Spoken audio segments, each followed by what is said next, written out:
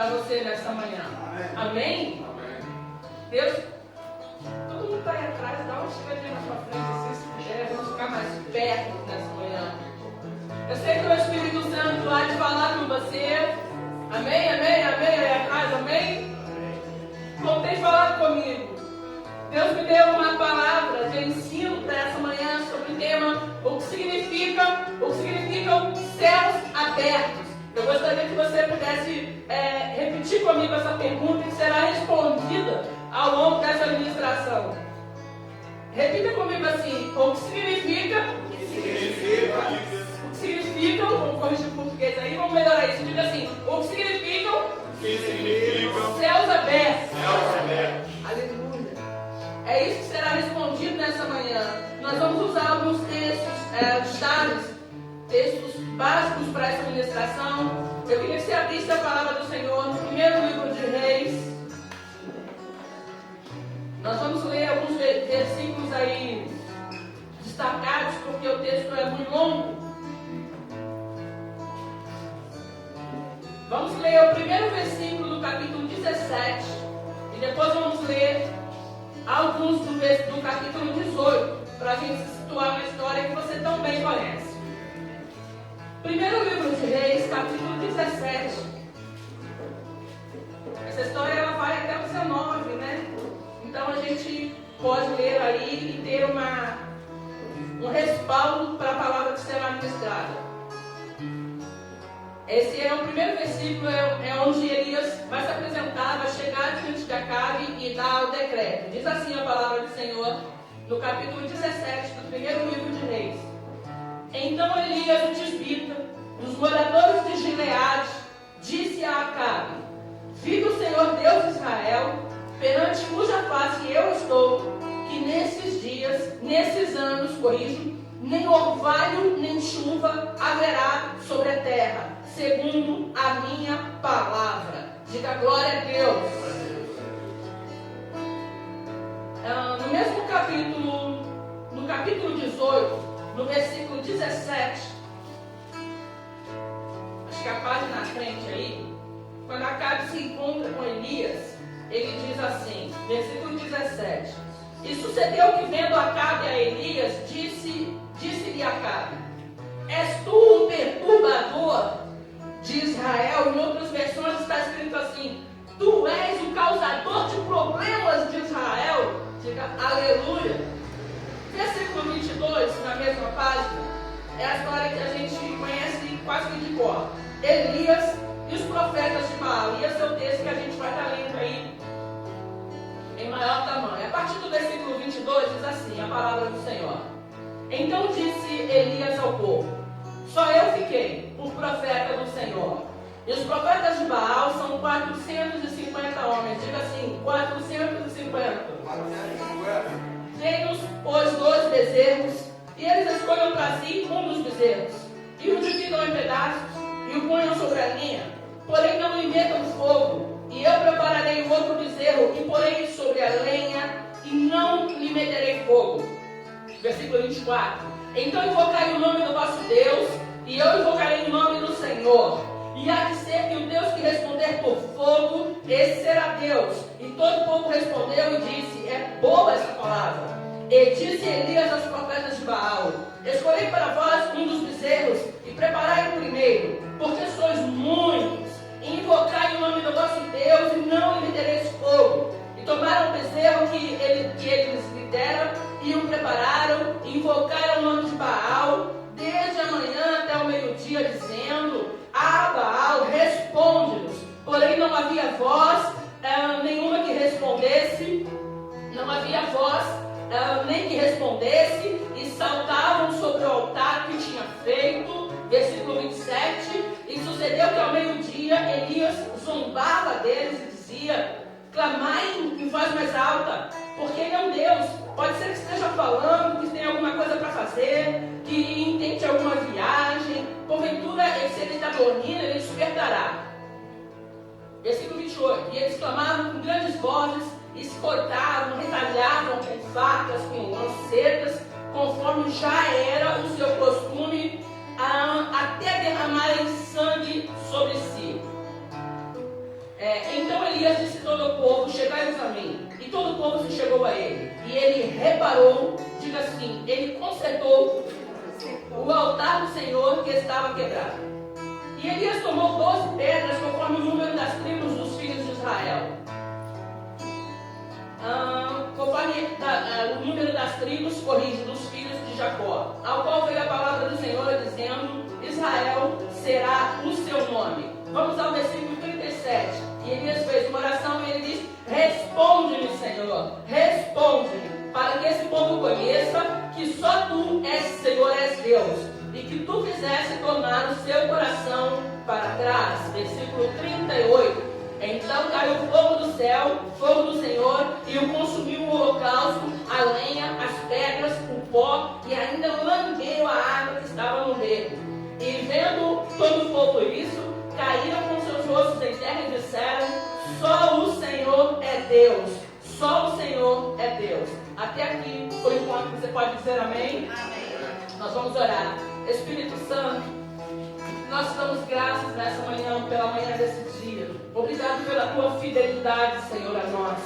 Prepara os nossos corações para receber essa semente que é a tua palavra. Nós liberamos, Senhor, nesta manhã, os nossos corações, as nossas mentes, as nossas preocupações, tudo aquilo, Senhor, que aflige o nosso coração, e queremos liberar o nosso coração para ouvir tão somente a tua voz. Nós oramos assim, em nome do Senhor Jesus. Põe a mão sobre o seu coração e diga: eu profetizo que toda palavra semeada na minha vida, nesta manhã, vinda da parte de Deus, vai gerar frutos a 100 por 1. Diga: eu oro assim, em nome do Senhor Jesus.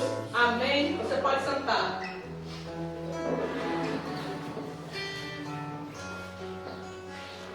Nós vemos essa história tão bem conhecida na Bíblia Sagrada. E eu desejo falar nessa manhã sobre o que significam os céus abertos. Porque muito se ouve falar sobre os céus abertos. Tem uma música da Anitta que eu gosto muito, que fala sobre isso. A gente ouve falar, a palavra do Senhor registra isso claramente no livro de Deuteronômio. A gente vai ler agora mesmo. Mas a gente talvez não saiba de maneira mais profunda o que Deus quis dizer quando mencionou isso para a nossa vida, na Bíblia Sagrada, o que significam céus abertos. Antes de eu pincelar com você, eu só vou deixar um texto registrado aí, está em Deuteronômio 28, 23. Só para você ver onde isso é mencionado, o texto também é muito longo. E ele vai falar o que significa um céu de bronze, que é a mesma coisa que céus fechados. Amém? Amém. Diz assim, ele está falando sobre maldições, castigos por desobediência. Ele diz assim: e os céus que estão sobre a sua cabeça, palavra do Senhor, serão de bronze, e a terra que está debaixo de ti será de ferro. Então a gente já entende aí que existem céus abertos e existem os céus fechados, que a Bíblia menciona como céus de bronze. Amém? Amém. E o texto que a gente vai estar lendo também como texto-chave, ele está em Malaquias capítulo 4, versículo 5. E também você já conhece de cor, você pode até acompanhar comigo, que diz que Deus enviaria, presta atenção nisso, o profeta Elias, antes que viesse o grande e terrível dia do Senhor. Aí vai falar lá que ele converterá o coração dos pais aos filhos, dos filhos aos pais, antes que ele venha vir a terra com maldição. Mas a gente vai voltar no versículo 5, que ele vai dizer: eis que eu vos envio o profeta Elias. Quando você lê isso, não é possível que não bate dentro do seu coração aquela mera curiosidade. Você fala: mas que profeta Elias, meu Deus, em Malaquias, encerrando aí o ciclo do Velho Testamento, se Elias já veio? Como é que pode ser isso? E a gente vai aprender melhor sobre isso nesta manhã. Amém? Não é só o pastor que gosta de aguçar a sua curiosidade com perguntas, né? Que mexe com a gente, isso é muito legal. Porque a gente está na EBD justamente para isso. A gente está na EBD para aprender. Como a gente vai falar muito sobre Baal, Aserá, nesta manhã, Elias, nessa contenda, nesse desafio que a Bíblia Sagrada também nos relata, eu trouxe umas informações aí sobre Baal, talvez até você já saiba, mas para que possa ampliar aí um pouco a sua visão. É só uma pincelada porque existem muitas informações sobre eles. Baal, a gente vai ver em alguns originais falando sobre Deus das moscas, mas a gente vai ver uma outra tradução que eu acho que ela é mais aprimorada para esse texto, que diz que Baal também é conhecido como Senhor das tempestades. E você vai entender por isso o lance de Elias declarar. Aí quando a gente começa a perceber, a gente fala, Senhor, como é que a Bíblia tudo se encaixa? Por que Elias liberou essa palavra sobre Acabe, que diante da palavra dele, nesses anos, não falou de dias, nem semanas, não haverá nem chuva, nem um pingo de orvalho sobre a terra. Ele poderia falar qualquer outra coisa. Talvez se ele aqui passa escorregando sobre a palavra e falar, falou isso, o que ele quis falar? Mas não é porque ele quis falar. É porque a entidade que estava regendo aquele governo era conhecida como Deus da tempestade. É por isso que ele falou, ele é Deus da tempestade, então não vai cair uma gota de orvalho. Percebe? Então vamos lá. Baal, conhecido também como Deus, Senhor das tempestades. Ele era o principal Deus minúsculo, masculino, porque na hierarquia daquele lugar, naquele sincretismo religioso, eles acreditavam que Baal era casado com a Será. Ele era o principal Deus masculino das nações ao redor também de Israel. A mitologia semita diz que Baal era casado, acabei de falar, com a Será. Ele era constituído Deus da fertilidade também por causa dela, principal fonte vitalícia da natureza. Olha o absurdo aí. Ele era considerado responsável por dar a eles o sol, que era fundamental para as colheitas. Ele era o responsável pela chuva nas plantações. Baal era responsável pela proeminência do gado, né, por eles estarem gordos e fortes, pela procriação do rebanho. Tudo isso não era atribuído ao Senhor dos Exércitos. Era atribuído toda essa glória, diga comigo, a Baal. Os 450 sacerdotes de Baal ofereciam contínuo sacrifício de crianças vivas em rituais macabros, que aconteciam sempre. E esses rituais eram regados a orgia, bebidas, danças, sexo ilícito, autoflagelação. Por isso que menciona aí, e é muito legal nessa conduta de Elias, quando eles começam a clamar o Baal e ele não responde, eles fazem exatamente o que eu estou falando aqui. Eles começam a se autoflagelar, eles começam a se cortar com lanças, lancetas, com punhais, para que derramassem sangue. Talvez assim Baal responda, porque a Bíblia diz assim, porque já era o costume deles. Amém? Então isso já acontecia nos rituais macabros a Baal. A Será também era chamada de Astarote, você vai ver isso na Bíblia Sagrada em diversos textos, em Jeremias também. Também recebia rituais de prostituição, orgia, com oferenda para se ter bênçãos na colheita. Eles faziam tudo isso na intenção de entregar essas oferendas para receber bênçãos na colheita. Oferendas essas que eram macabros e tortuosas. Agora você começa a entender tudo que eu já acabei de falar. Repita comigo. O que significa? Não, vamos dizer com alguém interessado em aprender. Diga o que significa? Céus abertos. Deus vai usar a resposta dessa pergunta nessa manhã, que envolve talvez muitos dos nossos questionamentos, quem sabe da nossa própria vida, o nosso chamado e o nosso ministério. A resposta dessa pergunta vai contextualizar o ambiente que Elias viveu com o ambiente que nós estamos vivendo nos dias de hoje. Porque tudo que aconteceu nesse texto que a gente leu aí, parceladamente, porque se a gente vai ler do 17, capítulo inteiro, e 18 inteiro até 19, ia ficar profundamente extenso. Então a gente leu, você pode ler em casa com mais calma toda essa história.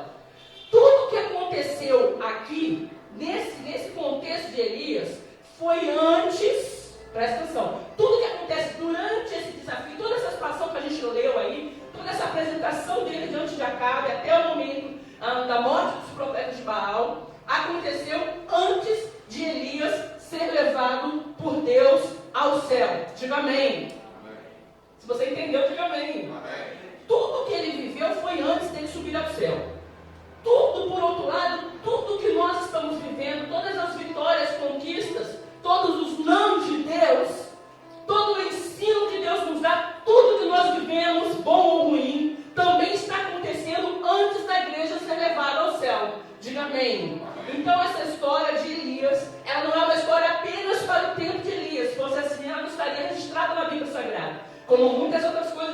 foram registradas. Se ela está registrada, eu entendo que Deus traz um ensino para a sua igreja, diga amém. Deus traz uma resposta para as nossas inquietações.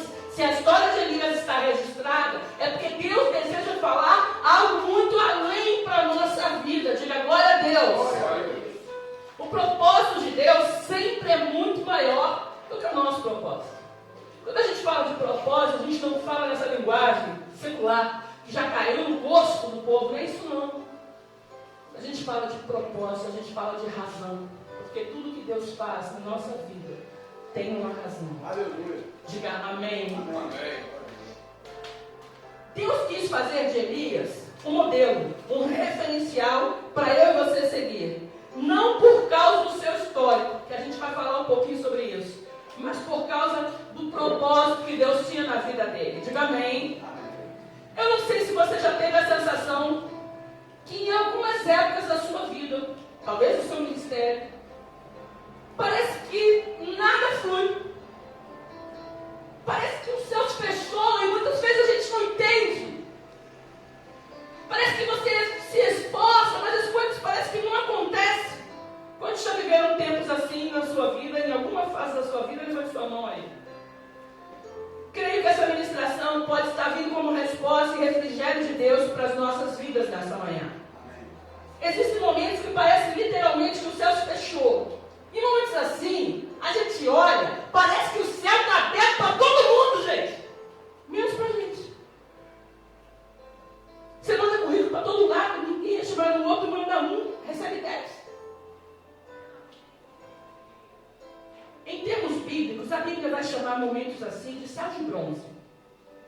Isso lembra momentos que o povo de Israel esteve no Egito. Como a gente vai ler em Deuteronômio 28, 23. A Bíblia relata que os céus eram de bronze, a terra era de ferro. Em momentos assim, às vezes a gente está no culto, parece que os céus estão de bronze sobre a nossa cabeça. Você pode estar cantando, adorando, pregando, ministrando, parece que nada flui. E a pergunta que cabe lá dentro do teu interior é uma só: Senhor, mas o que está acontecendo? Por outro lado, eu tenho certeza que todos nós já vivemos momentos de experiências profundas com o Senhor. Nós já vivemos momentos que parece que você não fez nada, mas parece que os céus se abriram. Você tem consciência que você não fez nada. Às vezes você libera uma frase, uma palavra, a presença de Deus toca, enche o ambiente.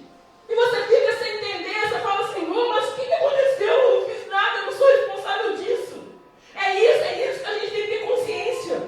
A gente não é responsável por nada disso. Tudo é graça de Deus, diga glória a Deus. Esse tema da nossa igreja não é à toa, não é banal.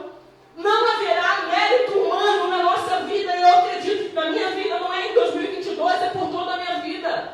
Tudo que acontece na nossa vida é graça de Deus. Se os céus estão de bronze, é graça de Deus, porque Deus está me ensinando algo. Porque quando Ele fecha uma porta é para que eu não caia no abismo, meu irmão. Todos os nãos de Deus, eles têm um significado. Quando Deus te disser não aqui e você sofrer com isso, não sofra não. Diga graças a Deus, porque Ele está me livrando de uma tragédia lá na frente. Deus está me livrando de algo muito especial. Por que eu sei disso? Porque Deus me ama. Ele ama você. Diga glória a Deus.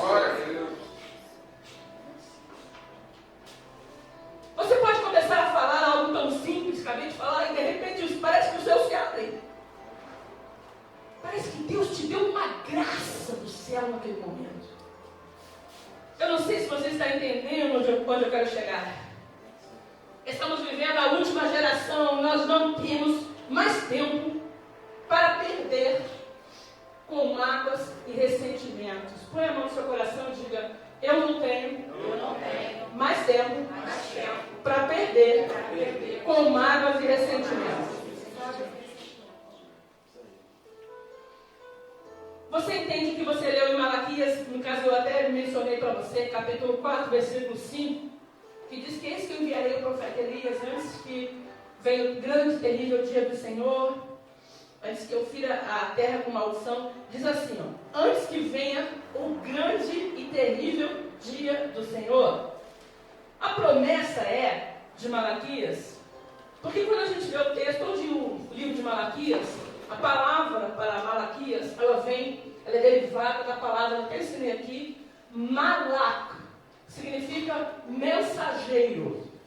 Os estudiosos dizem que eles acreditam, isso é paralelo, tá? Eles acreditam que Malaquias escreveu todo o livro inspirado por Deus. Eles têm a sensação, estou colocando dessa maneira para você entender, que ao Malaquias começar a escrever, Deus enviava um anjo que soprava as palavras no ouvido de Malaquias. Então ele podia escrever, porque o seu nome deriva da palavra malak, mensageiro. E ele fecha um ciclo poderoso na palavra de Deus. É disso que nós estamos falando. Quando a gente pensa em Malaquias 4, versículo 5, que diz que Deus enviaria o profeta Elias antes que venha o grande e terrível dia do Senhor. Já até comecei com essa curiosidade. Mas como é que Deus ele vai prometer que Deus vai enviar o profeta Elias se Elias já veio? Não existe reencarnação. Como é que ele promete uma coisa de algo que já aconteceu? É isso que nós estamos falando. Queridos, a promessa está se cumprindo cabalmente em nossa geração. Quando Deus fala isso, de ele enviaria o profeta Elias, ele não está falando de um homem, ele está falando da igreja do Senhor na terra. Diga glória a Deus. Glória a Deus. O que Deus está mencionando, a promessa de Deus, queira você receber para a sua vida ou não, a promessa de Deus é: eis que eu enviaria a unção que estava sobre Elias, sobre a minha igreja. É por isso que Jesus falou que aquele que cresce nele faria obras maiores do que ele fez. Isso é praticamente impossível quando a gente olha para Jesus. Olha para Jesus, olha para a sua vida. Quem somos nós diante da santidade de Jesus? Mas Jesus também não pode ter mentido, ele nunca mentiu. Como é que ele falou que você faria obras maiores? Porque nada na sua vida pode ser maior do que a salvação. Jesus curou cegos. Talvez você não consiga fazer isso. Ele curou surdos, mudos, aleijados, andavam. Tantas coisas aconteciam. Você se pergunta: mas meu Deus, o que pode ser maior do que isso? O que eu posso fazer na minha vida maior, para ser maior do que aquilo que Jesus fez? Isso não tem cabimento. Mas aí você está desmentindo ele e a gente fica no impasse. É uma coisa estranha isso. Eu digo: Deus me ensinou isso e eu nunca mais esqueci. Existe algo na tua vida que a gente pode fazer maior do que Jesus fez. E quando eu aprendi isso, através de um ministro, através de um livro que eu li, eu nunca mais esqueci. Ele ensinou que nós humanos, somos os únicos que podem dizer: eu era sujo e eu fui limpo. Eu era um pecador e eu fui salvo. Eu era perdido e eu fui encontrado. Jesus nunca pode falar isso, porque ele sempre foi o santo que desceu de Deus. Diga glória a Deus. Ele nunca se sujou, ele sempre foi limpo. Diga aleluia. Nunca nenhum pecado, nenhuma mentira subiu da sua boca. Então a transformação, a salvação que nós experimentamos, Jesus nunca pôde experimentar. Porque ele era o autor da salvação. Diga aleluia. Voltando aí a Malaquias 4, versículo 5. Quando a gente pensa nessa unção de Elias, a gente ouve isso, a gente já dá aquele choque. Parece que a gente está surtando, né? Porque parece que aquilo que estava sobre Elias foi só sobre Elias. É claro que aquele episódio de Baal foi só sobre Elias. Mas a unção de Deus que é derramada sobre a vida da igreja é a unção que estava sobre a vida de Elias. Diga glória a Deus. Glória a Deus. Eu prometo que até o final dessa ministração você entenderá claramente. Quando nós falamos na unção de Elias, não estamos querendo denominar unção, como a gente vê tortuosamente em muitos lugares. Não é disso que a gente está falando. Quando a gente fala sobre a unção de Elias, é para ampliar a sua visão. Porque ela não significa isso. Unção de Elias, vem aqui hoje, recebeu a unção de Elias, não. A gente está falando em algo muito maior. A unção de Elias é a resposta para a pergunta dessa ministração. Ela significa a unção de céus abertos. Aleluia. Diga glória a Deus. Glória a Deus. Isso é muito maior do que o episódio que aconteceu lá com Baal. E a gente vai explicar. Por exemplo, pense em alguém que você sempre desejou ver salvo na sua família, que você conhece, que você já até tentou falar do Evangelho, mas parece que você nunca teve acesso ao coração dessa pessoa. Você conhece alguém assim? Diga amém. Amém. Pode ser um amigo no seu trabalho, alguém que você tem um carinho, pode ser um familiar que você ama. É disso que a gente está falando. Deus deseja liberar sobre a sua vida a unção de céus abertos. Diga glória a Deus. E quando Deus libera isso, você não precisa fazer força. Por isso que eu te expliquei que há momentos que você está no altar ministrando, cantando, adorando, e você fala uma coisa às vezes tão simples e Deus enche o ambiente. É disso que eu estou falando. Porque quando a unção está sobre a sua vida, você fala, meu Deus, eu já fiz tanta força, eu nunca tive acesso, eu já falei um negócio, a pessoa está aqui chorando, quebrantado. O que aconteceu? Eu não fiz nada. É que naquele momento Deus te deu uma graça chamada unção de céus abertos para você entender melhor. E Ele, nesse momento, essa unção que Deus derrama, ela te dá acesso a essa pessoa, ao coração dessa pessoa. Quem está entendendo, diga amém. Amém. Não são de céus abertos que a gente está colocando dessa forma para você entender. Você terá acesso a corações endurecidos e fechados por longo tempo ao Evangelho. Parece que naquele momento que você fala algo tão simples, o céu se abre e o acesso já está aberto para você evangelizar. Então, pastora, pode falar. Posso dar um exemplo? Pode. Está muito rápido. A gente quase perdeu o neném lá a noite passada. Aí a moça começou a gritar, ela não acredito em nada, não acredito mais em você, você não existe. Aí eu fui lá no leito dela, os médicos tudo lá, fui lá, falei, vamos lá fora. Aí fui lá, falei de Deus para ela, falei, vamos orar, porque Deus tem poder para tudo, não cai uma folha se não for da vontade de Deus. Vamos orar aqui, comecei a orar, falei, Senhor, toma o ganho em tuas mãos. Senhor, se for da tua vontade, Senhor, faça o que tu queres na vida de Gael. Pois para honra e glória do Senhor, a pulsação dele, tudo estava muito baixinho, a saturação dele estava 23. Ontem, para honra e glória do Senhor, minha Priscila me ligou ontem à noite que a pulsação dele está 85. Glória a Deus, aleluia. Então, eu acho que Deus não me botou ali por acaso. Tantas É isso aí. Deus não é Deus de acaso, Ele é Deus de propósito. Isso. Deus não faz nada por acaso na sua vida, na nossa vida, na vida da igreja. Amém? Isso é tremendo que você acabou de compartilhar nessa manhã. Nesse momento, o que Deus deu sobre a sua vida é a unção dos céus abertos. Ela te dá acesso a alguém, ao coração de alguém. Não sei se você está me entendendo, diga amém. Amém.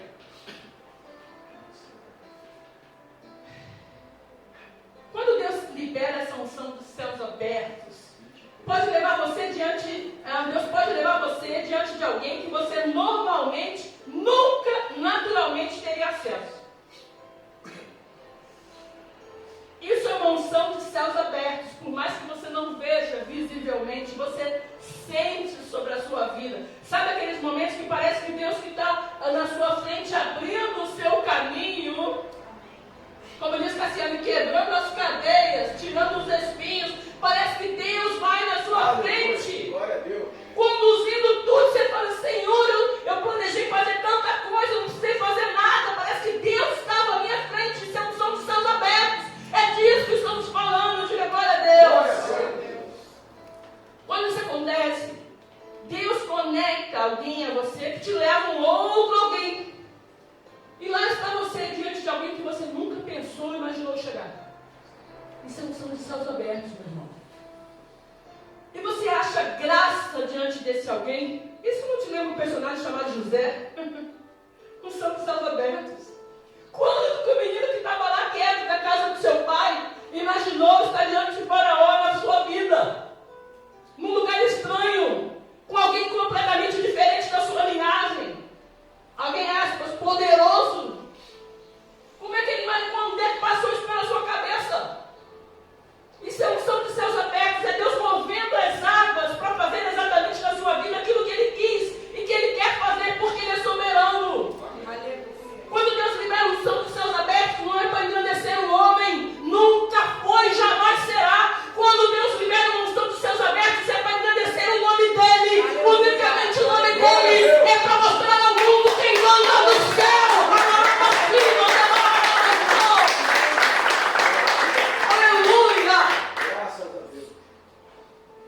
Isso é unção de céus abertos. Mas a gente precisa entender que existe uma base bíblica para se fechar o céu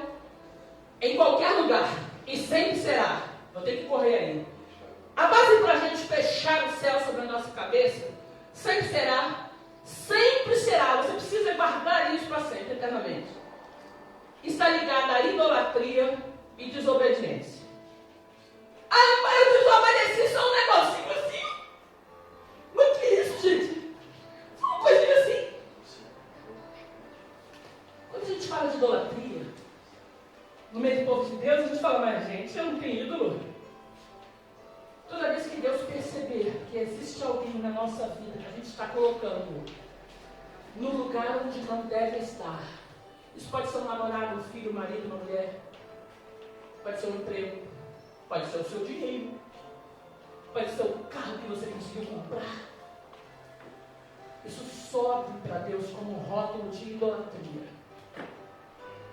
Nesse momento você começa a chamar, a ter sobre a sua cabeça a resposta de céus de bronze. Toda vez que algo para você for mais importante do que estar na presença de Deus, como é que a gente faz isso? A gente fala, olha, eu tirei esse tempo, seja no final de semana, seja nas férias, seja o que você quiser, para estar alegre. Eu nunca tive alegre como estou tendo agora.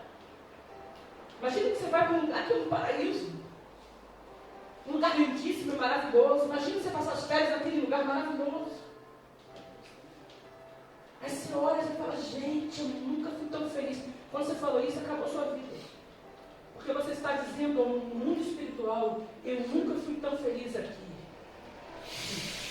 Você não pode ser feliz em lugar nenhum mais do que estar na presença de Deus. Aleluia. Glória a Deus. É isso que a gente não percebe. Como é que a gente fecha os céus? É assim. Porque a gente fala em idolatria, a gente pensa só em imagem, não é isso? O negócio é muito mais, vai muito mais além. Quando Deus nos ouve dizer, eu nunca fui tão feliz em toda a minha vida. Aí Deus olha, está falando de mim, não está falando de uma coisa. Está falando de um lugar. Está falando, se referindo a um dinheiro. Está se referindo a uma pessoa, a um ser humano. Nada, Deus não divide a sua glória. Talvez isso está vindo como resposta à sua vida, à minha vida essa manhã. E já veio em muitos tempos da nossa vida. Nada na tua vida, entenda isso, não é falar da boca para fora. Falar é fácil, a gente vai falar, fala aí, meu irmão, repita comigo. Nada substitui a presença de Deus. Falar é uma beleza. Falar tem papagaio e fala. Ele fala não, ele repete. Deixa eu só te falar. O problema não é a gente falar, o problema são as atitudes que vêm da nossa fala. Pelas nossas palavras, sempre a gente será aprovado. Se a gente fala, nada na minha vida é maior do que a presença de Deus, tem que ser nada mesmo. A gente não pode falar isso hoje, e amanhã a gente está falando, olha, gente, é aqui que eu quero viver. Mas esse aqui está longe da presença de Deus. E a gente traz sobre a nossa vida céus de bronze. Porque isso é bíblico, isso não muda. E às vezes a gente entra numa pequena desobediência e ela fecha os céus sobre a nossa cabeça. E a gente não entende. Aí a gente cai nessa coisa corriqueira que me incomoda tanto, chamada processo. Os crentes aprenderam isso, eu não estou contra ministério nenhum, cada um anda na luz que tem. Mas deixa eu falar uma coisa. Nunca chame de processo aquilo que é consequência da sua desobediência. Repita comigo. Nunca chame de processo aquilo que é consequência da minha desobediência. É que às vezes a gente está em desobediência e Deus quer que a gente acorde. Deus queria nos acordar, que a gente se arrependesse, que a gente pedisse perdão, mas aí a gente aprendeu num lugar qualquer dessa vida que a gente está tudo que o crente passa de dificuldade, é processo. É processo para ele ricar, gente. Tu está passando essa dificuldade, é processo para tu ficar milionário. É processo. Faz parte do processo. Nunca chamo de processo aquilo que é resultado, consequência da nossa desobediência. Isso requer uma palavra-chave para mudar a vida, chamada arrependimento. E a gente nunca vai chegar a arrependimento enquanto a gente enfiar na nossa cabeça que é processo. Mas eu vou me arrepender de quê? Ainda fala assim, ó, Deus, como é que eu sou bom, eu estou passando de processo. Meu Deus. Tudo que o povo de Israel viveu nesse episódio era consequência de desobediência. Não era processo. Eu não estou dizendo que não existe processo, claro que existe. Processo, ao meu ver, não é o que eles ensinam hoje em dia. Eu tenho muita dificuldade com isso. Processo, ao meu ver, não é o que ensinam hoje em dia. Processo, ao meu ver, são fases que a gente passa. Ninguém nasce com barba na cara, grande, com dente, né? Ninguém nasce assim. Casado, são fases. A gente vai viver em fase. Fase do recém-nascido, fase da gestação, fase de uma criancinha pequenininha. Lógico que a vida é feita de fases. E eu já ensinei sobre isso. Mas processo, para a gente falar que está vivendo um processo, a gente tem que olhar bem para a nossa vida como debaixo da luz da palavra. Para a gente ver se a gente não caiu nos dois erros. Idolatria, que pode ser tudo isso que eu mencionei, diferente de uma imagem apenas. Quem está me entendendo até aqui, diga amém. Amém. E desobediência, que pode ser a menor que for. Mas, Senhor, uma coisinha tão boa assim, tu se importa com isso? Deus fala assim. Sabe o que eu me importo com uma coisinha assim? Porque o meu filho foi obediente até a morte, morte de cruz. Ele nos ensinou o segredo da obediência. A obediência, ela sempre trará céus abertos. E como é que isso acontece? Quando da mesma maneira como Deus vê a sua desobediência, Ele fecha os céus, Deus também vê aquele momento da vida da gente que a gente diz, Deus, a partir de hoje, acabou. A partir de hoje eu decidi. Eu preciso, eu quero te obedecer. Isso é decisão. Ninguém manda você fazer isso. Quando isso nasce no seu coração, imediatamente Deus começa a mudar os céus. Aleluia! Porque os céus estavam fechados na vida de Acabe, sobre todo aquele reinado, sobre o povo. Sabe por quê? Segundo a palavra de Elias. Meu irmão, que pessoa é essa? Você olha para essa realidade e você entende o que significa céus abertos. Elias, um camarada que saiu lá do nada. É por isso que ele é chamado de Elias o Tisbita. Ele saiu de um lugarzinho desse tamanho assim, ó, chamado Tisbé, que é quase dificílimo de olho, achei no mapa, pequenininho assim, ó. Aí eu te pergunto, como é que ele teve acesso ao rei Acabe? Cheio de segurança. Como é que ele conseguiu chegar diante do rei e olhar bem na cara dele? Gente, isso é incrível. Se existem dois personagens, existem muitos, mas particularmente que eu amo é Davi e Elias. Gente, o que é isso? Porque eu amo a humanidade de Elias. Sabe, a sinceridade, a transparência, o nível de obediência dele me impressiona. Só conseguiu fazer isso porque, ao contrário da desobediência e idolatria, ele era exatamente o contrário. Deus era Deus na vida dele todo o tempo. Diga amém. E segundo, a Bíblia diz que Elias estava lá nas montanhas de Gileade, num lugarzinho chamado Tisbé. Veio a mim a palavra do Senhor. O que ele fez? Se levantou e foi. Mas às vezes a gente poderia fazer diferente se fosse você. Ah, Senhor, não é bem assim não, tá doido? Como é que eu vou sair daqui, ó, do nada, como nunca me viu? Que coisa de maluco! Como é que eu vou enfrentar um palácio de Acabe? Eu vou ser morto por uma espadada logo na porta. A Bíblia diz que ele se levantou e foi. E esse nível de obediência liberou sobre a vida dele céus abertos. Começa a entender? Diga aleluia. Aleluia. Desde o começo do seu ministério até o fim. É por isso que quando ele morre, os céus se abrem. Diga aleluia. Ele é levado num redemoinho de fogo. Isso significa céus abertos, meu irmão. Glória a Deus. É Deus marcando uma vida, um ministério. Dizendo para ele, eu te mostrarei o que significa céus abertos. Elias mostrou para Deus o que significava obediência. O Senhor mostrou para ele o que significava céus abertos. Foi essa unção de céus abertos que deu acesso e colocou ele bem diante de Acabe. Imagina. Acabe governava, regido por uma mulher que era um rei de saias. Entende isso?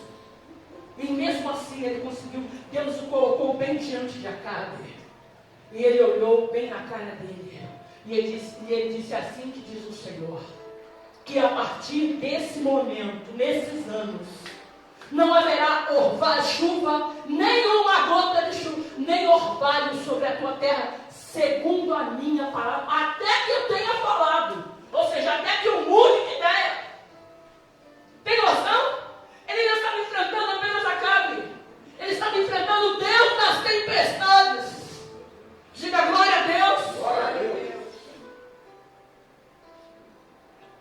A gente pode perceber isso até no filho pequeno. Quando uma criança desobedece aos mandamentos do pai, um adolescente, um adulto, que os mandamentos do pai, a mãe, ou ordenanças que deram para ele seguir, quando ele passa por cima dessa direção, e ele escolhe desobedecer voluntariamente, imediatamente os céus se fecham sobre a sua cabeça. Pastora, mas eu não gosto disso. Não adianta, isso é bíblico. Olha para o teu irmão e fala assim, não adianta. Não adianta. Diga, gostando ou não, isso é bíblico. Por outro lado, quando um filho de Deus decide obedecer, honrar a Deus, tudo flui. É a unção de céus abertos que estamos ensinando nesta manhã. O profeta Elias foi um homem de céus abertos. Repita comigo assim: eu quero ser um homem ou uma mulher de céus abertos. Elias tinha todo o tempo sobre a sua cabeça céus abertos, porque ele tinha todo o tempo sobre o seu coração a decisão de obedecer ao Senhor. Percebe como é que uma coisa está intimamente ligada à outra? Não existe céus abertos onde existir desobediência e desonra. Um filho que desobedece aos pais não recebe sobre a sua vida céus abertos. Mas posso estudar até morrer, não adianta. É céu de bronze, meu irmão. Elias consegue chegar cheio de convicção ao rei de Israel, dizendo: rei, eu vim te dizer uma coisa. Eu estou aqui para te mostrar quem manda no céu. Se você entende isso, diga glória a Deus. Glória a Deus. Já falei como é que Elias chegou ao rei, como é que ele teve acesso, se o cara era completamente um desconhecido. Você nunca pensou isso?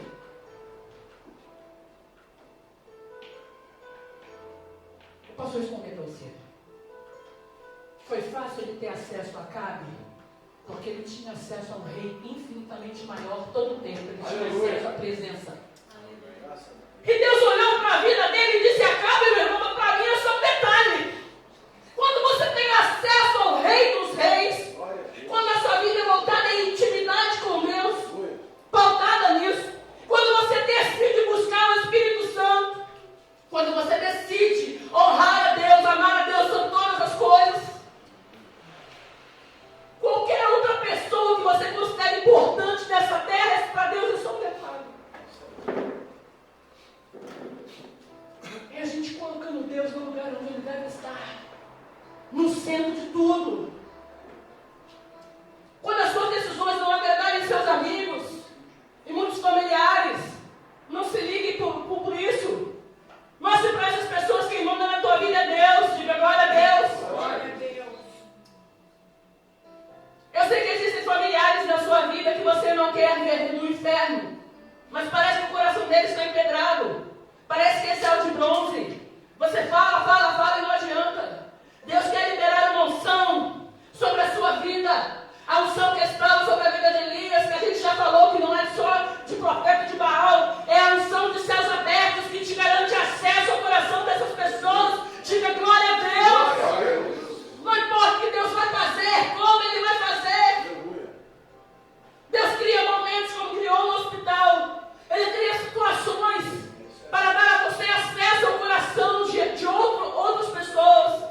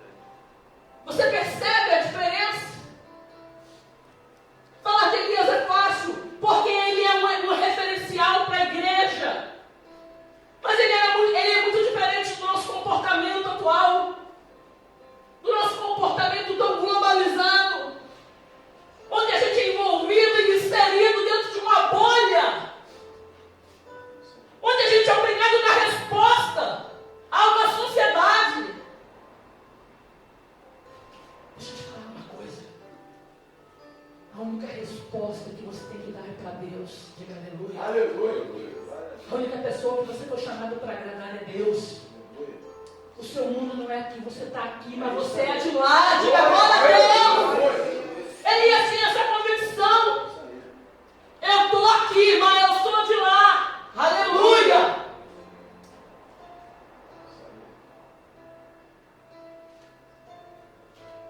Elias tinha tanta convicção que ele era de lá, que um dia os céus se abriram, porque já estavam abertos sobre a sua cabeça, e levou para mais perto dele, para estar com ele. Você entende isso? Diga glória a Deus. A história de Elias é um retrato falado da nossa geração, sabia? Porque foi debaixo dessa unção que ele enfrentou o maior desafio da sua vida. E você, qual é o seu maior desafio? Talvez o seu maior desafio seja levar a salvação a um amigo, um ente querido, a um parente que você não deseja ver no inferno. Talvez o seu maior desafio seja a sua vida financeira, sentimental. Eu não me importo, isso não importa agora, eu só preciso que você entenda o teor dessa palavra, porque ela será vida para os seus ossos, ela é resposta às suas orações. Olhe para quem está perto de você e pergunta assim: qual é o seu maior desafio? Não precisa responder. Talvez você está na igreja, mas a sua vida já não faz mais tanto sentido como já fez antes. Talvez você perdeu a alegria. E você sabe qual é o oposto da alegria? E se eu te perguntasse, qual é o oposto da alegria? Eu já sei que você está pensando. O oposto da alegria não é tristeza. O oposto da alegria é desesperança. Porque triste a gente fica muitas vezes. O crente pode ficar triste, mas ele não pode perder a esperança. Aleluia! Quando você fica triste hoje, você sai daqui amanhã. Mas quando você perde a esperança, sua vida está acabada. Quando você recebe a desesperança, você não tem mais motivação para nada. Você não tem vontade mais de nada. Isso não é tristeza de um momento que você esteja vivendo, isso é desesperança. Até quando um crente morre, ele tem esperança. Aleluia! Eu verei meu rei, diga aleluia! Momentos tristes todos temos, e sempre teremos. Mas a gente não pode perder a esperança, porque Jesus é a nossa esperança. Glória a Deus! Aleluia, aleluia! Você sabe quem foi Elias? Já falei aqui, o tisbita que veio de Tisbé, Vamos lá. Nesse momento, a nação de Israel, isso que eu preciso que você entenda. Elias foi enviado a um povo que já tinha servido ao Senhor. Os meninos aí, presta atenção. Elias foi enviado por Deus a um povo que já tinha servido ao Senhor, mas que nesse momento estava vivendo um tempo de desobediência, por múltiplas razões. Estava vivendo um tempo de desesperança. A nação de Israel estava debaixo de idolatria e apostasia. E por causa disso, olha só como é que uma coisa leva a outra, como é que um abismo chama outro abismo na tua vida.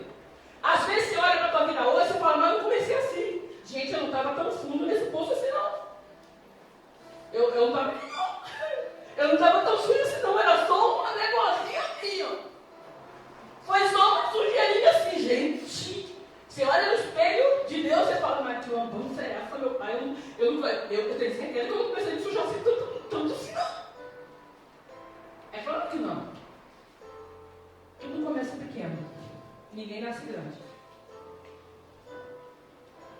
Tudo começa. Até o teu pecado, pensa no maior adultério, ele começa com um olhar, com uma conversa errada, com a pessoa errada. Tudo começa pequeno. Entende? Nada começa gigante. Ninguém começa a se sujar desse tamanho, cai, pula dentro de uma poça de lama. Entendeu? Diga amém. Amém. Então presta atenção. A nação se afasta de Deus, se liga aqui, começa a entrar num período de rebeldia, desobediência e, consequentemente, se liga, a gente está falando de um povo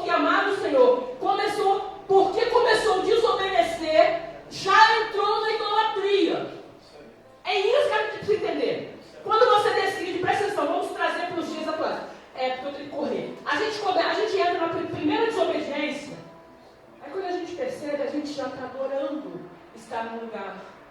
A gente já está adorando aquela presença, mais do que a presença de Deus, a gente já entrou na idolatria. Entende que é isso que eu preciso que você entenda.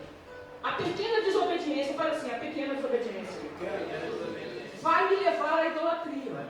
É aí que a gente vê cumprido um abismo, chama o abismo. Ninguém começa adorando, ninguém pula de paraquedas lá, não, a gente vai com as pernas. É um passo de cada vez. Assim como obedecer a Deus é uma decisão, é um passo de cada vez. Tudo, o mundo espiritual é muito parecido, meu irmão. Tudo que você está vivendo hoje é reflexo daquilo que você viveu ontem, das suas escolhas de ontem. Vamos lá. Então a nação entra nesse processo de idolatria e apostasia. Eu também quero te mostrar que a apostasia é completamente diferente de alguém que está desviado. Eles começam, estou falando da nação de Israel, a adorar dois demônios, que a gente já falou aqui rapidamente, Baal e Aserá, ou Asera, como você preferir. Baal, Deus que regia o reinado de Acabe, e Aserá regia o reinado de Jezabel.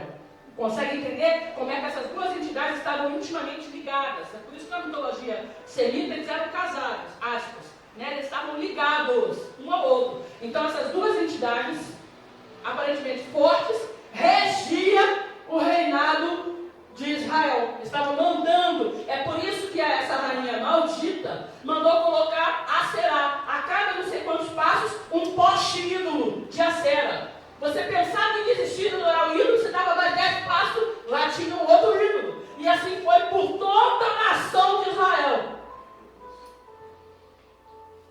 O pai de Jezabel já tinha sido um sacerdote no templo de Aserá. E isso já vinha de trás. Eu não sei se você sabe, mas algo curioso aconteceu no desafio do Carmelo. Eu vou ter que correr. Quando Elias propõe o desafio, ele fala assim, suba no Monte Carmelo, com as minhas palavras, traga os sacerdotes de Baal, que eram 450, e os 400 de Jezabel, certo? Seriam 850. Mas você já percebeu na palavra, que toda palavra que é mencionada, ela vai falar apenas dos sacerdotes de Baal. A história paralela nos mostra que quando Jezabel ouviu isso, ela ficou longe dessa situação. Tu vê como é que a mulher é infinitamente mais esperta do que Acabe. Quando ela ouve isso, ela servia a Aserá, aspas, a deuses com D minúsculo. Mas quando ela ouviu isso, ela deixou Acabe levar os 450 dele, mas ela reteve os 400 dela com ela. Quem sobe só são os 450, por isso que eles morrem tudinho. E ela ficou. E isso nos abre esse leque aí, de maneira mais clara, uma coisa muito interessante. Ao meu ver, quando ela segura a metade, aspas, que era com ela, isso nos traz uma profunda revelação. Ela era uma rainha maligna, mas ela tinha dúvida do que poderia acontecer lá em cima. Quando Elias faz uma proposta, o Deus que responder com fogo, esse será Deus, o povo falou, uau, é boa essa palavra. Quando ela ouviu isso, ela falou, esse homem é meio maluco. Esse homem é meio doido. Ele já apareceu aqui do nada, porque esse homem veio do nada. Se ela mandasse eu esqueci o nome da palavra, essas pessoas que perseguem os outros, como é que fala? Não, que manda vigiar as pessoas, quando uma mulher está achando que está sendo traída, contrata uma detetive, isso. Mas se ela mandasse um detetive vasculhar, eu sei, né?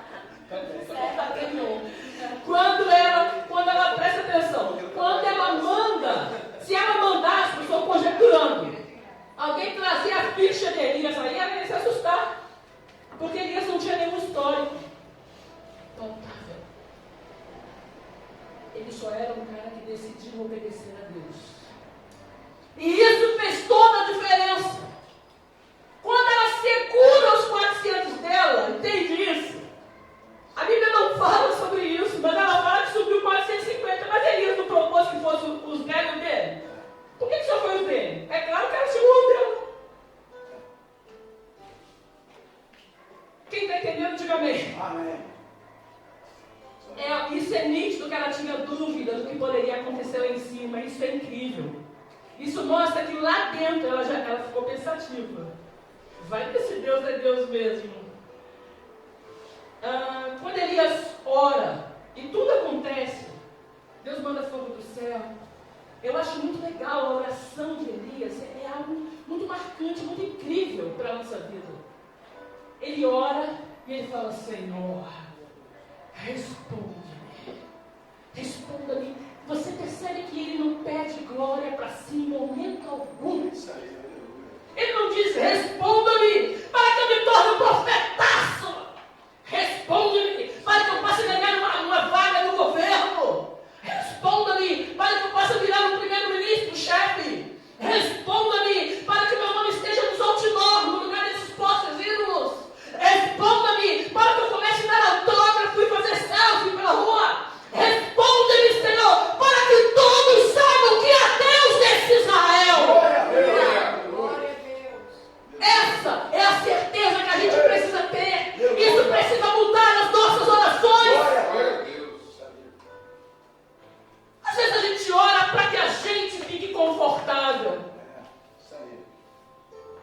Uma mulher não pode orar para que o marido seja salvo, para que ela se sinta bem. Imagina, está conjecturando. Ela fazendo uma oração: Senhor, salve o meu marido. Porque eu quero, tal como as irmãs da igreja, ter o meu marido do meu lado, meus filhinhos, meus cadelinhos ali, a minha família ali. Porque isso é lindo. Isso pode ser lindo, mas isso não pode ser a sua fonte de inspiração. Isso nunca será a resposta respondida através de oração. Sabe como ela vai orar? Estou conjecturando. Deus, salva o meu marido. Tira ele da mesa de bar, da cerveja, da cachaça, da sinuca. Porque eu não aceito mais o teu nome ser envergonhado no meu Israel. Glória a Deus. Porque eu não aceito mais ele blasfemar o teu nome através de coisas tão erradas e vergonhosas. Porque eu não quero mais ser motivo de vergonha para o teu nome. Isso é a oração dos céus abertos. Eu não quero ter dinheiro para que eu compre um jet ski. Motivação torta, errada. E Deus vê aquilo que vai no nosso íntimo. Entende? Eu não sei o que peço, mas Deus sabe o que dá. Diga comigo para não esquecer, diga, bate no seu peito e diga: eu não sei o que eu peço, Eu não sei o que eu peço, mas Deus sabe o que dá. mas Deus sabe o que dá. Aleluia. Quando Elias mata os profetas de Baal, os 450, Jezabel continuou sendo um problema na vida de Elias. Vamos correr. Porque ela estava com os profetas dela todinho lá. Sabe por quê? Muito mais do que isso. Porque ela não teve o principado erguido que regia o seu avô, o seu pai e agora a vida dela. Os profetas de Baal foi envergonhado. Acabe ficou enfraquecido. Porque Elias venceu Acabe. Repita comigo para não esquecer, diga: mas ele não venceu Jezabel. Mas Não Deus venceu, Jezabel. Por isso que ela ameaçou Elias. Entende agora? Por isso que Acabe não ameaçou Elias, mas Jezabel ameaçou Elias. É só um detalhe para a gente entender um pouquinho de mundo espiritual. Elias era um homem comum, mas conhecia a sua missão. E você? Qual é a sua missão? Qual é o seu maior chamado? A missão de Elias era quebrar o projeto de idolatria que o diabo havia estabelecido em Israel. Pronto. A missão de Elias não era se tornar um profeta grande. Nunca foi. Ele se tornou porque Deus assim quis. Mas a missão dele era quebrar a idolatria que estava em Israel. E essa missão ele cumpriu fielmente. Glória a Deus. Glória a Deus. Eu estava falando sobre que a apostasia é diferente de alguém que está desviado. Vamos falar sobre apostasia e idolatria. Não confunda apostasia com desviado. Um desviado, ele pode estar desviado, mas ele é alguém que não deixa um não crente zombar do nome de Deus perto dele. lá dentro ele tem uma coisa que se chama temor, por menor que ele seja. Ele sabe que está desviado, ele sabe que está errado, mas lá no fundo ainda resta um pouquinho de temor. Sabe por que a apostasia é completamente diferente? Porque um apóstata é alguém que serviu ao Senhor um dia e hoje ele prega exatamente o contrário. Um apóstata é alguém que serviu o Senhor, ensinou as pessoas a amar a Deus e hoje ele ensina outras pessoas a amarem outras coisas. Um apóstata é alguém que falou sobre santidade e hoje aceita a homossexualidade dentro dos seus templos. Quando falamos em apostasia, estamos falando sobre um pastor, um colega de ministério, estou conjecturando que possa virar no Pai Santo, consegue entender? Fazer exatamente o contrário daquilo que um dia me ensinou.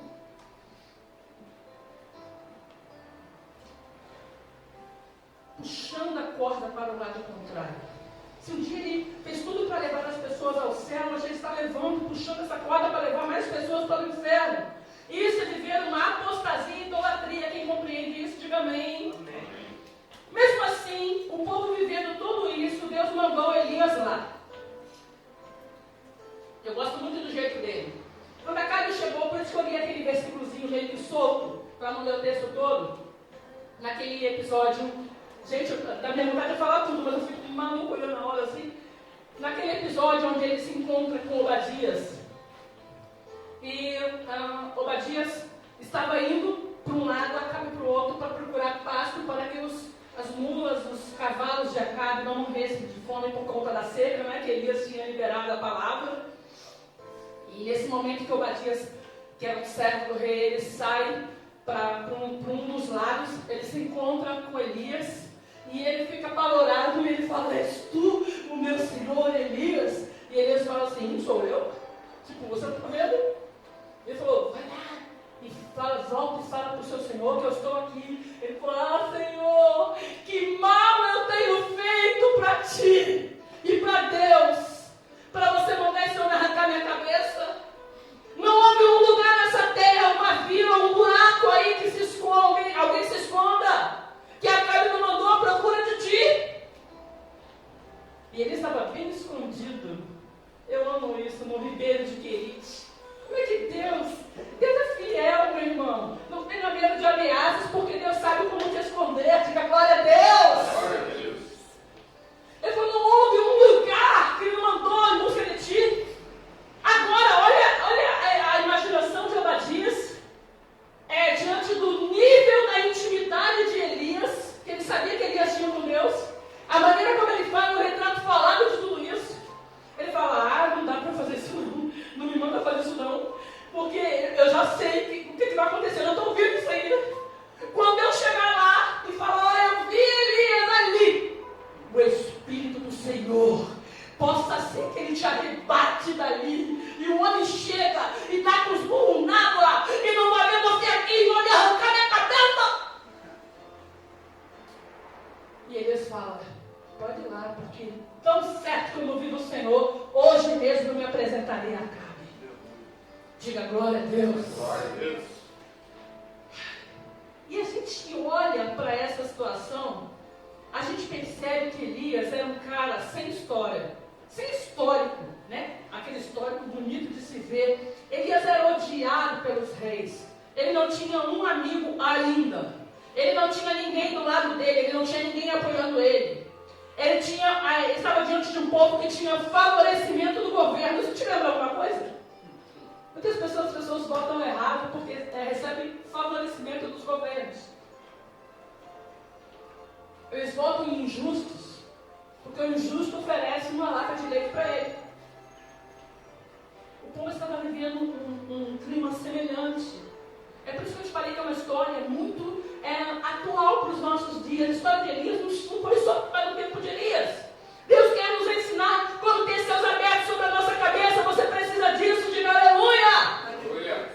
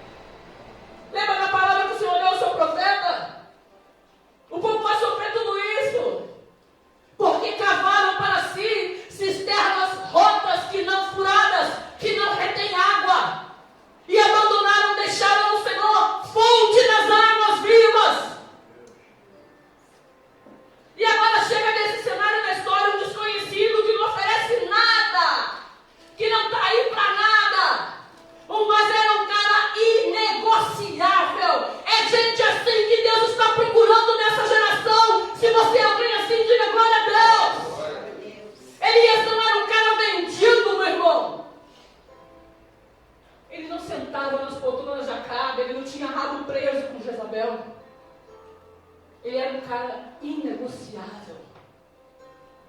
Você é alguém assim? Se ele vivesse hoje, pode ter certeza que ele seria um calo no coração, no pé de muita gente, da nossa política. Se ele vivesse hoje, muita gente estaria com problema.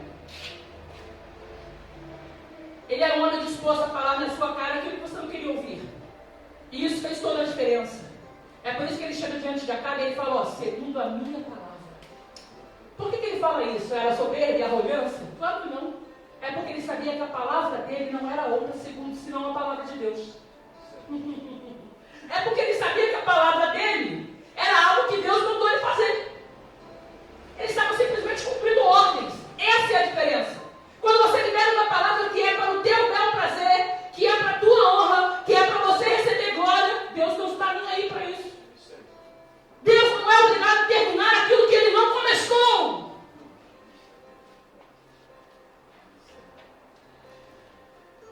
Mas quando Deus te dá uma palavra, dê para onde der, Ele é fiel para cumprir.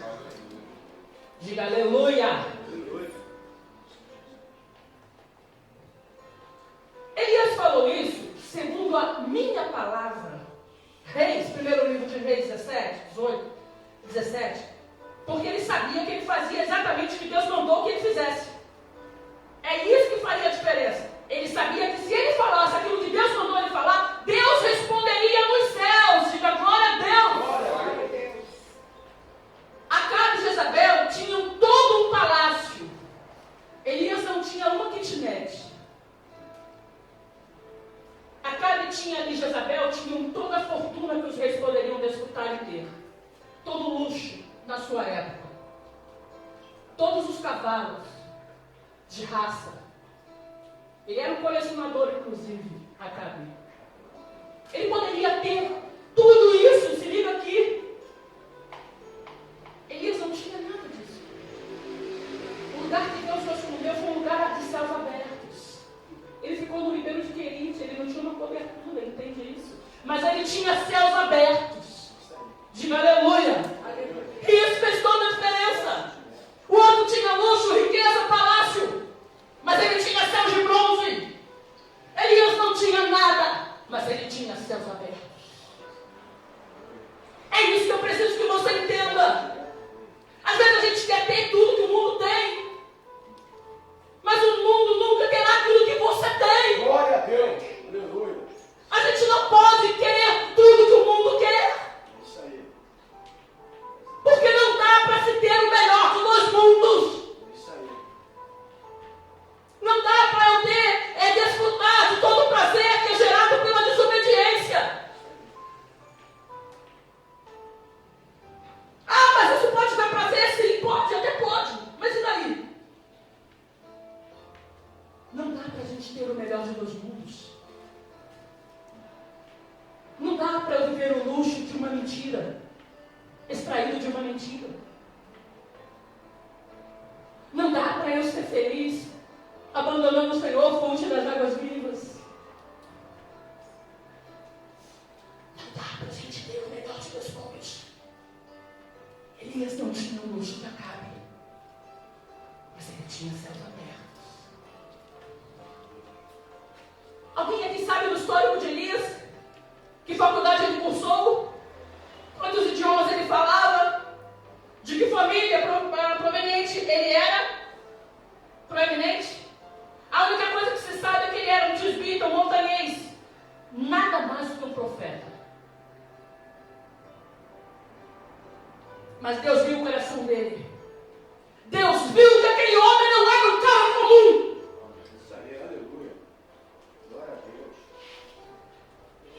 Segundo o livro de Tiago, ele era um homem comum, igual a nós. Compreende? Mas Deus viu algo além disso. Aleluia. Deus viu que o coração dele era incomum. Glórias a Deus. Ele tinha um senso de querer agradar a Deus fora do comum. Aleluia. Nasceu e pode nascer hoje no seu coração, meu irmão. Glória a Deus. Tudo na tua vida pode mudar se isso nascer hoje. Na tua vida, você que é adolescente, que está aí me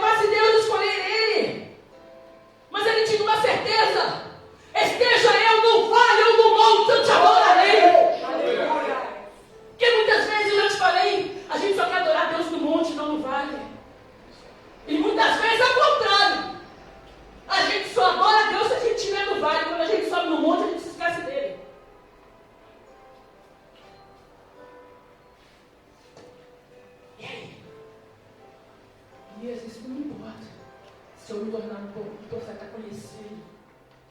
Famoso. Você continuar sendo Elias o Tisbita, no vale ou no monte, eu te adorarei. Você pode repetir comigo? Diga, Senhor, no vale ou no monte, eu te adorarei. Elias tinha certeza, eu jamais me afastarei. Tem alguma coisa na tua vida que afaste você de Deus? Tem alguma coisa na tua vida que seja capaz e forte de afastar você da presença de Deus? Você tem um preço. Porque se você tiver um preço, Satanás vai pagar. O mundo diz que todo mundo tem um preço. Não é?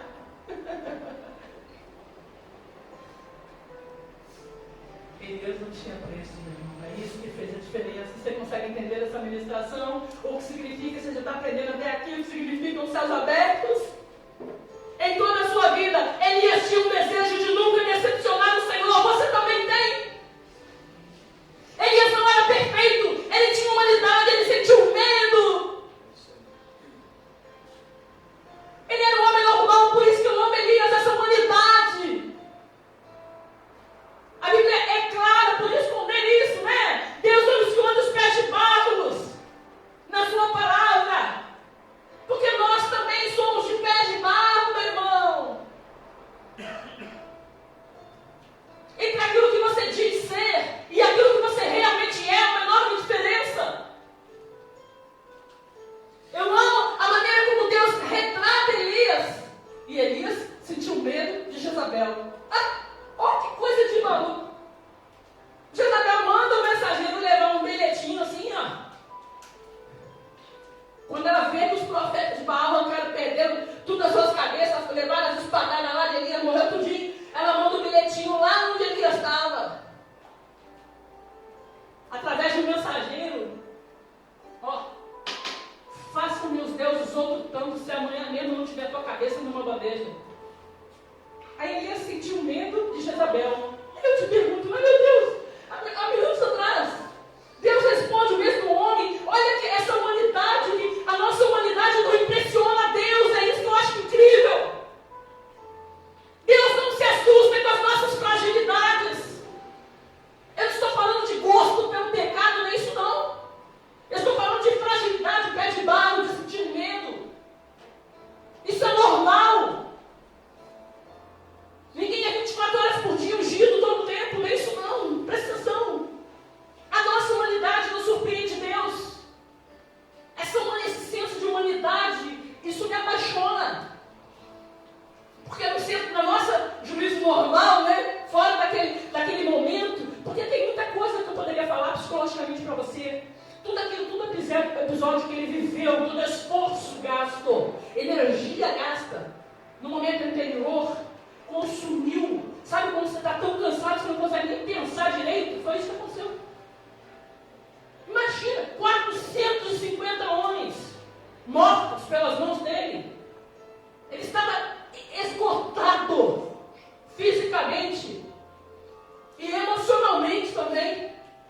Porque se fosse no juízo normal, é isso que eu estava falando. A mulher manda um mensageiro, um Zé das Couve, lá em Elias, levar um bilhetinho. Faça-me os deuses outro tanto se amanhã não tiver a sua cabeça. Ele podia mandar outro recado para ela. Vai cair fogo do céu lá na sua cabeça. E amanhã você vai estar escorregada de manhã. Ele podia falar isso.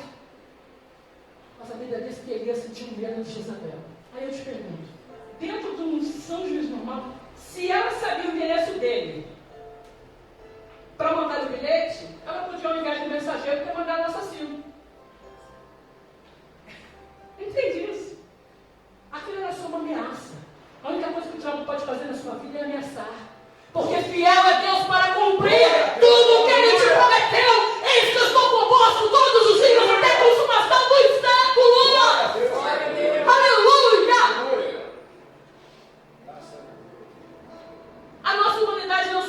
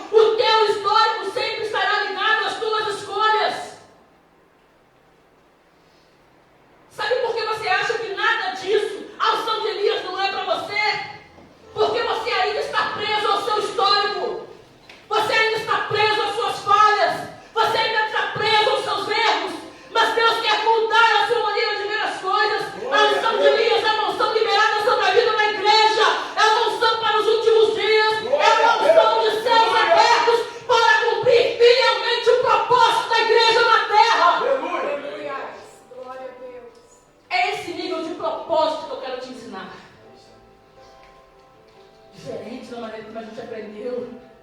Propósito, processo. Escuta. Qual é o propósito de um peixe? De um peixinho? Ou de um peixão? O propósito de um peixe é nadar. Ninguém ensina um peixinho que nasceu antes de nadar. Porque esse é o propósito. Sabe o que é o propósito do peixe? É porque foi para isso que ele foi criado. Entende? Propósito é aquilo que te dá paixão de fazer no reino de Deus. Tem gente que tem o propósito de adorar. Ele ama adorar. Ele nasceu para isso. Tem gente que tem propósito para orar. Todos têm que orar. Entende? Mas tem gente que é apaixonado por isso. Tem gente que tem propósito pela palavra. Ele tenta descobrir coisas profundas, inexcusáveis na palavra. Assim como o propósito de um peixe é nadar, ninguém faz isso como um peixe faz. Porque ele nasceu para isso.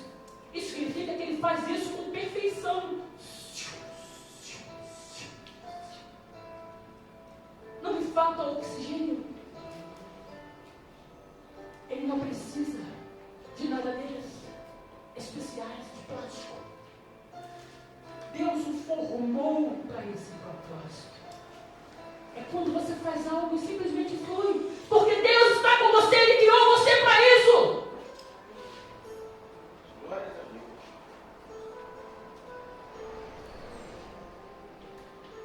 Quando você ama fazer isso, você está mostrando para Deus que você nasceu para o propósito.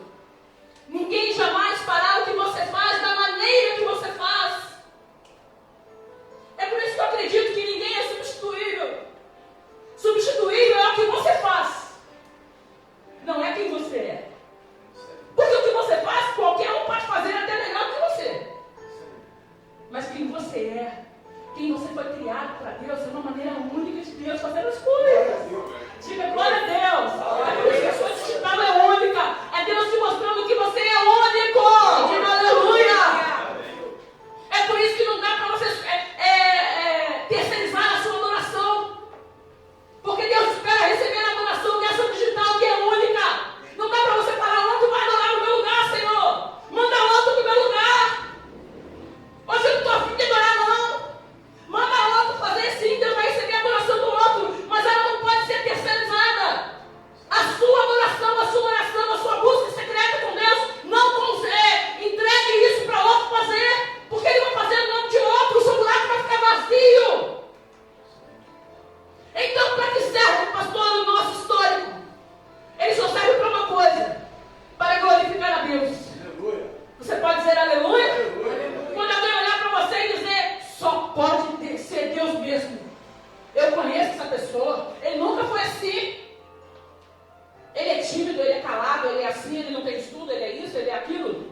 Ou ele tem muita coisa, ele devia estar rico fazendo outra coisa. O teu histórico só serve para uma coisa: para engrandecer e enaltecer o nome de Deus. Graças a Deus. Aleluia! Glória a Deus.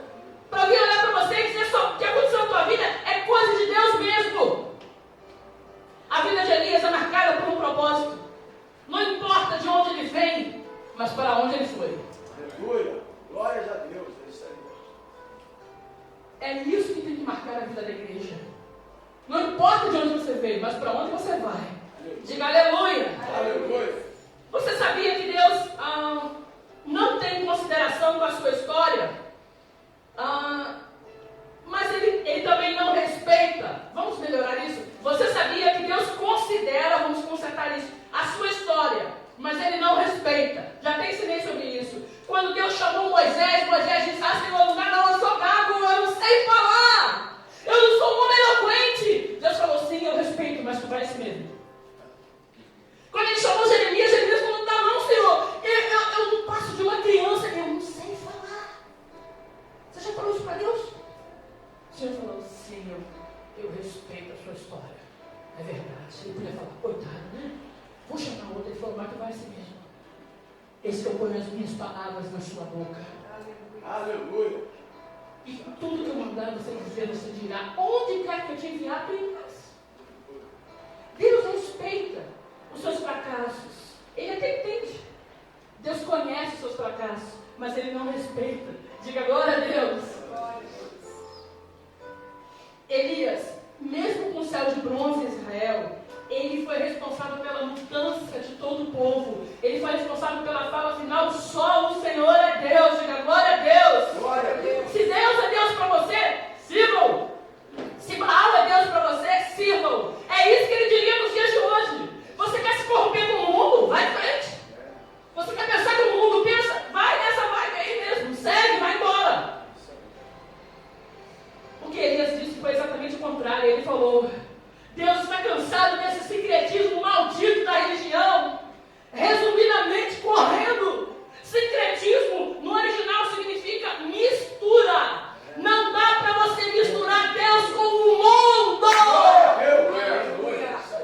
Sincretismo religioso marcou a nação de Israel. E ele está marcando a nossa era nos dias de hoje. A gente está trazendo o mundo para dentro da igreja. Mas a palavra igreja é eclésia. Era Deus sendo levado ao mundo, a igreja para fora, levando ao mundo. A gente está fazendo, invertendo o valor, trazendo o mundo para dentro da igreja. Mas Deus mandou a igreja ir para fora, evangelizar e trazê-los para dentro. Mas a gente está indo no mundo buscando tudo na forma que o mundo faz e trazendo para dentro da igreja. Sincretismo no original, só para a gente terminar aí, é traduzido pela mesma palavra de embriaguez. Estranho? Porque o que é embriaguez? Como é que acontece a embriaguez? É quando você mistura a bebida com álcool. Entendeu? Então, embriaguez é uma mistura. Sincretismo é a mesma coisa que embriaguez. Mistura. Deus não quer mistura. Ele quer um povo santo só para Ele. Santo é ser separado. O mundo diz que a gente tem que ser tudo junto, misturado. Mas Deus diz que Ele nos quer separado. Tem alguma coisa muito errada nisso? Já viu que isso já entrou nos nossos arraiais? Estamos juntos, misturados. Meu Deus do céu. Crente falando isso para um colega não crente do mundo. E aí, posso contar com você no serviço, não sei onde? Sim, estamos juntos, misturados. Tu está misturado, mas Deus disse que você tem que ser separado. Tem alguma coisa muito errada nisso, meu irmão? Essa ministração é um sacode de Deus para a minha vida e para tu. Deus quer que você acorde o quanto é tempo. Glória a Deus. Cada real, meu irmão, acorda. Nós não temos mais tempo. Eu não sei se você sabe, mas todos os eruditos da palavra comparam Elias, é o único camarada comparado a Moisés. E muitos comentaristas bíblicos também afirmam, porque Moisés se foi levantado por Deus para libertar o povo do maior exílio já visto geográfico. E Elias também foi levantado por Deus, ele é o único, para libertar o povo do maior exílio espiritual. É por isso que aparece lá na frente, vai aparecer as duas testemunhas, Moisés e Elias. Ambos são libertadores, um físico, o outro espiritual, porque tudo que Deus faz é profundo, perfeito e para sempre. Apocalipse, esse que eu acabei de falar para você, no tempo 11:6. Elias veio para dizer ao mundo, sem meias palavras: até quando ficarão indecisos? Você quer ou não quer? Até quando você não vai decidir quem é Deus para você?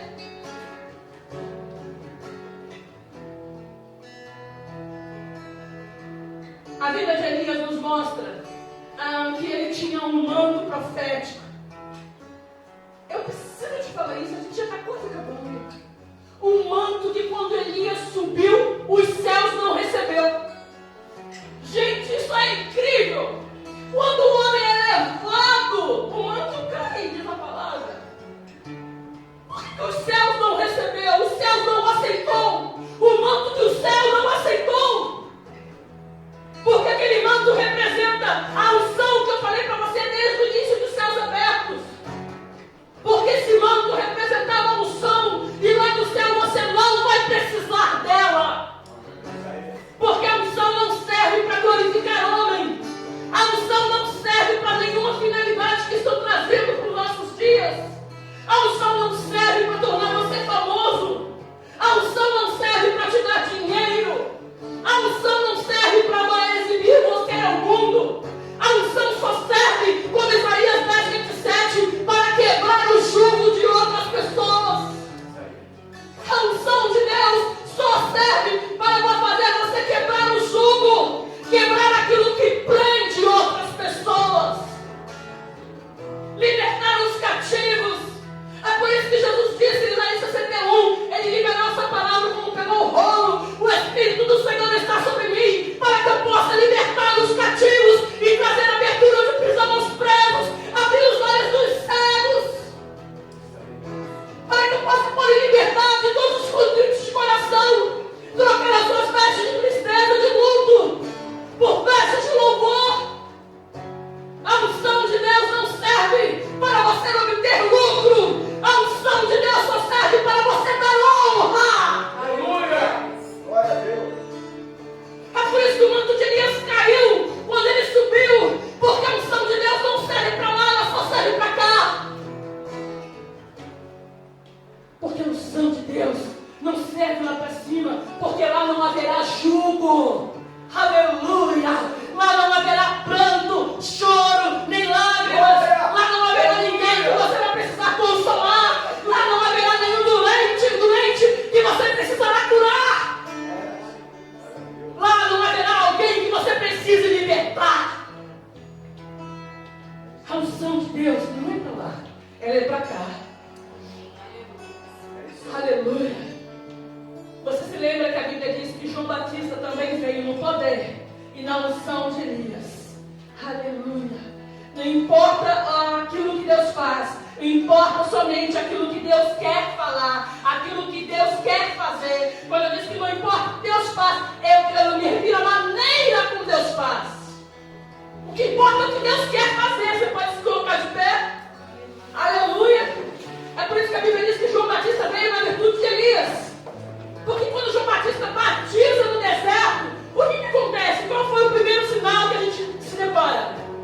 A Bíblia diz que quando João Batista batiza, os céus se abrem. O que é isso? É a unção de Elias sendo manifesta, a unção dos céus abertos. Quando João Batista batiza Jesus, os céus se abrem. Ele diz: eu vi o Espírito do Senhor descendo como pomba sobre ele. Deuteronômio 27 nos mostra que se existe céus de bronze, também existem céus abertos. Nós vamos adorar o Senhor, receber essa palavra em nome de Jesus. Aleluia! Graças a Deus, aleluia! Glória a Deus! Aleluia. Santo Deus poderoso! Que o nosso clamor seja que se abram os céus. Aleluia.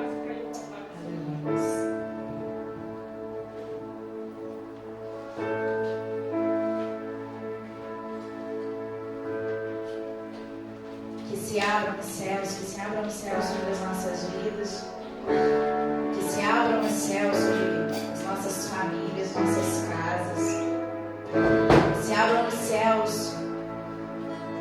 sobre o nosso país. Sabe, querido, eu tenho pensado algumas vezes, a igreja precisa se posicionar.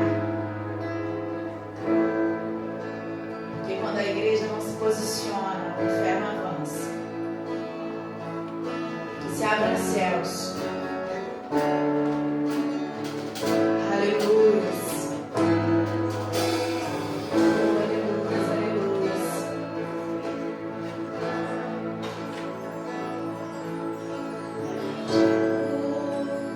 És bem-vindo aqui, em nosso coração. Toma direção, Deus.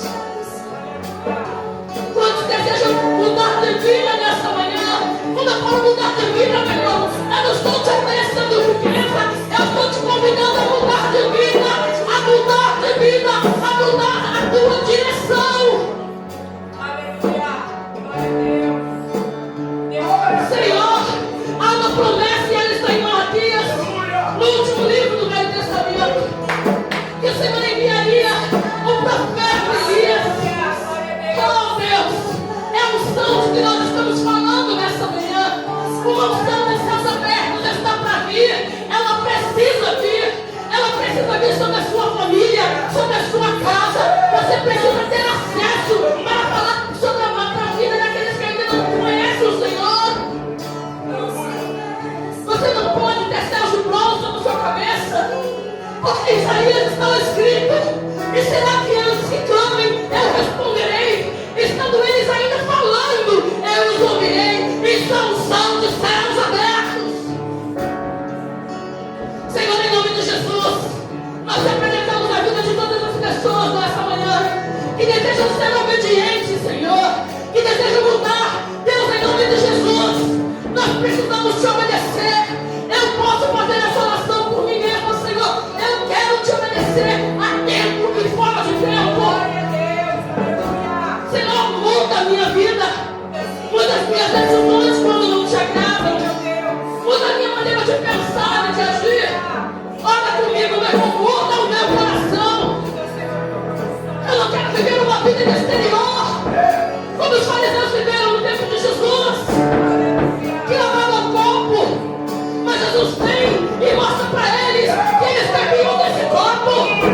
O copo estava limpo, mas a boca que bebia dele era imunda. Muda a nossa sorte, Senhor. Muda a nossa vida. Dá-nos compromisso com a casa de Deus. Mostra para nós quem somos. Mostra que nós somos criados para te adorar. Mostra que nós somos criados, Senhor, para amar em retidão. Mostra para nós o caminho. Ensina-nos os teus caminhos. Ensina-nos, Senhor, a dar nome aos bois. Ensina-nos a chamar pecado de pecado.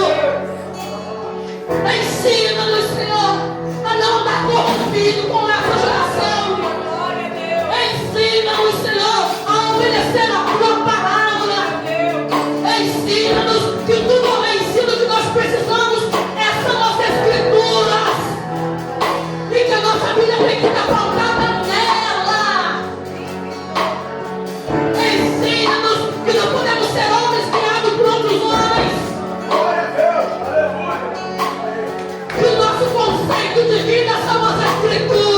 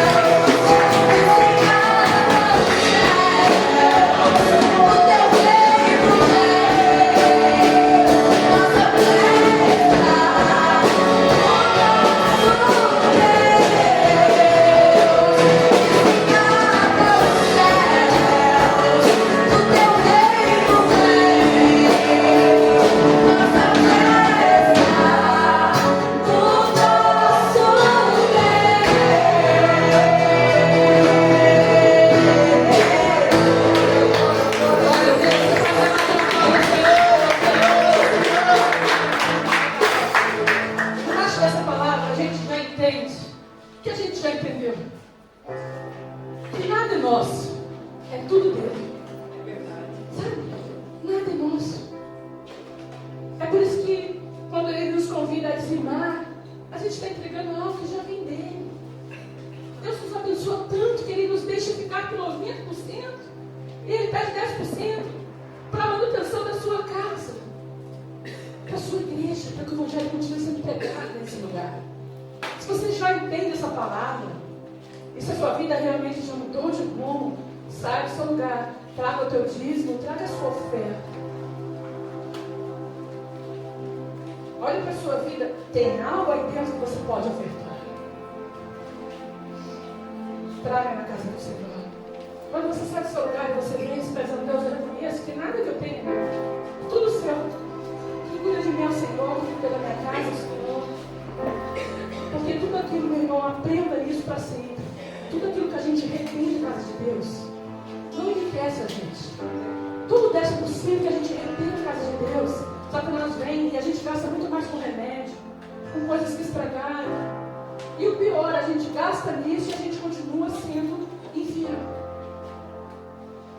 Então Deus quer abençoar você. Entenda essa palavra, deseje fazer isso e mude de vida. Deus abençoe a sua vida. Eu vou pedir ao pastor que esteja orando pelo ofertório e encerrando, dando nossas considerações finais nessa manhã. Obrigado por me ouvir. Deus abençoe a sua vida. Amém, queridos. Palavra muito abençoada, né? Está vivendo uns dias difíceis nessa terra como igreja. O mundo entrando dentro da igreja. O sincretismo religioso entrou dentro da igreja, né? E a gente tem que ter a nossa postura, a nossa atitude de ensinar. A Bíblia fala assim: examinar as escrituras, né? Porque dela te testifico e tu daste nela a vida eterna. Então, que você possa sempre examinar a escritura e correr das novidades. Obrigado, Senhor, por esta manhã tão abençoada. Obrigado porque a palavra verdadeira libera a tua unção no nosso meio. Obrigado porque, Pai, nós aprendemos e se alimentamos um pouco mais da tua palavra. Livra-nos do secretismo religioso. Livra-nos a agradar aos homens para que não possa perder ninguém. Leva-nos à convicção de pregar sempre a tua verdade. Ainda que pregar a tua verdade vai nos afastar de alguns amigos, de alguns líderes evangélicos, mas que possamos estar firmes na verdade da tua palavra. Obrigado por aqueles que têm abençoado a tua casa, os seus dízimos e as suas ofertas. E abre o coração daqueles que têm impedido pelo próprio inimigo de lançar essa semente. Porque quando eu me alimento da semente, essa semente nunca vai frutificar na minha vida, ainda que eu batalhe, ainda que eu trabalhe, ainda que eu faça isso, aquilo, não tem como germinar, porque a semente eu me alimentei dela. Então, Pai, abra o coração daqueles que fecharam o coração através dos dízimos, por causa dos dízimos das ofertas, por causa de ensinos malignos, maliciosos, para que o devorador, são ensinamentos que nós ouvimos e com isso deixamos de fazer aquilo que a tua palavra pede, e o devorador vem sobre a nossa vida. Trata esses corações. Entenda que nós não somos donos de nada nessa terra, que nós apenas somos mordomos do Senhor. Então nós abençoamos todo aquele que é dizimista, todo aquele que é ofertante, todo aquele, Pai, que entende a tua palavra. Por isso nós vamos examinar as escrituras, porque tudo isso está inserido dentro da tua palavra. Leva-nos guardado por ti. Livra do homem maligno, do homem mau, do malfeitor, do acidente, do assalto, do roubo e das balas perdidas. O amor de Deus, a graça do Senhor Jesus e a comunhão do Espírito Santo do Senhor esteja na tua vida, não só hoje, mas para todo sempre. E aqueles que querem ser nome de Jesus. A Ele a honra, a Ele a glória, a Ele, Deus abençoe, graça e paz.